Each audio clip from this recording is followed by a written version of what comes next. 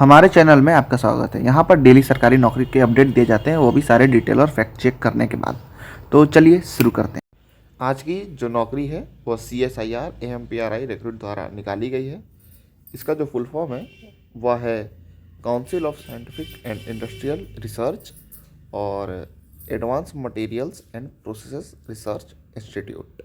CSIR AMPRI recruit द्वारा central government की job है ये, और ये बहुत ही शानदार वैकेंसी है क्योंकि ये बहुत कम आती है हर साल। और अब तो सरकार रिसर्च और डेवलपमेंट पर बाकी देशों की तरह अपना बजट भी बढ़ा रही है। चलिए बात कर लेते हैं इसके इम्पोर्टेंट डेट्स के बारे में।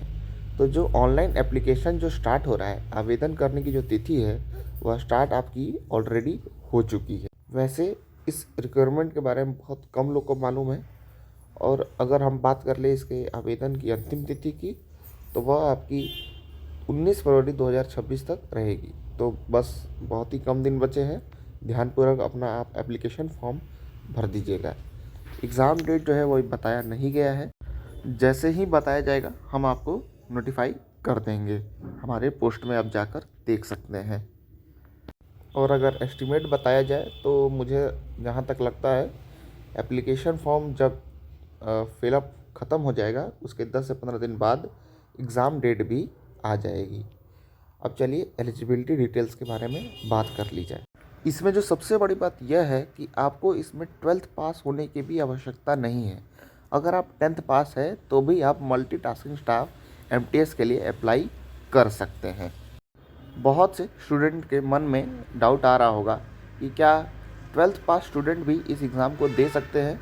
तो बेशक आप अगर कोई 12th पास है तो आप इस एग्ज़ाम को दे सकते हैं।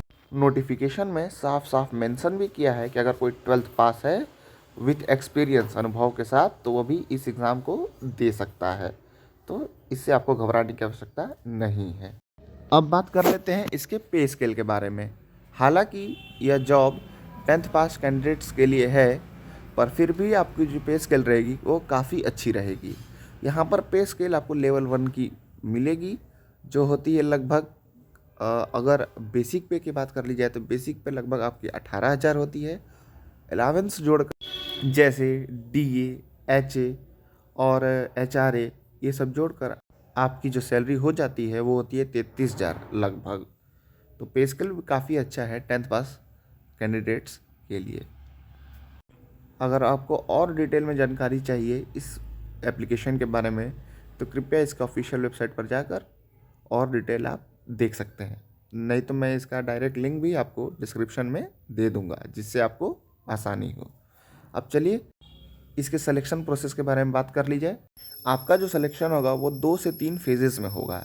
जो सबसे पहला फेज़ है, आपको ट्रेड टेस्ट क्वालिफाई करना होगा। ट्रेड टेस्ट बेसिकली होता ये है कि आपको प्रैक्टिकली वहाँ पर स्किल देखा जाएगा आपका कि आपको क्या क्या आता है। जैसे कोई इलेक्ट्रिशियन का काम देखा जाएगा, वहाँ कुछ आपको मल्टीटास्किंग वर्क दिए जाएंगे, वो आपसे करवाए जाएंगे। आपकी स्पीड और एक्यूरेसी देखी जाएगी, और साथ ही साथ इसके बेसिस पर आपको मार्क्स भी दिए जाएंगे। उसके बाद जो शॉर्ट लिस्टेड कैंडिडेट्स होंगे उनको CBT एग्ज़ाम के लिए बुलाया जाएगा। CBT बेसिकली MCQ मतलब ऑब्जेक्टिव टाइप क्वेश्चंस के लिए बुलाया जाएगा।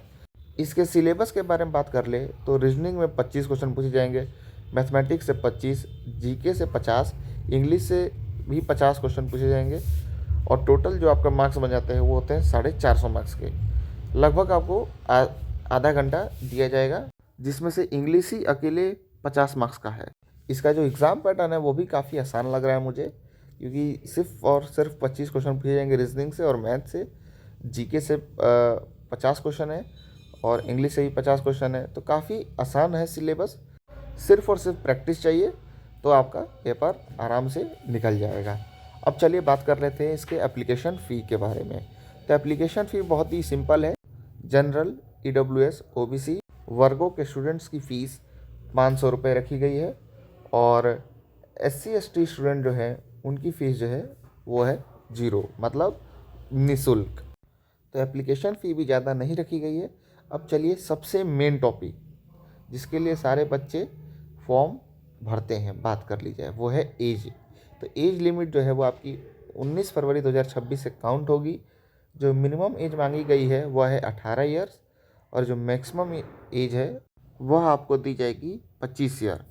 तो एज काफ़ी कम दिया जा रहा है। मैक्सिमम एज बहुत से सरकारी नौकरियों में 10th पास 30 साल 40 साल तक दी जाती है, पर इसमें बस 25 साल तक दी जा रही है। बस इसका बस यही एक डिसएडवांटेज है। बाकी देखा जाए तो ओवरऑल एप्लीकेशन और एग्ज़ाम काफ़ी अच्छा है। अगर आपको हमारे द्वारा बताई गई दी जानकारी अच्छी लगे तो हमारे चैनल पर लाइक और सब्सक्राइब जरूर करें। हमारा उद्देश्य यह है कि हम स्टूडेंट्स का बिना एक भी वक्त गवाए उनको पॉइंट टू पॉइंट सही और सटीक जानकारी दें, क्योंकि स्टूडेंट्स का एक एक पल बहुत कीमती होता है। धन्यवाद।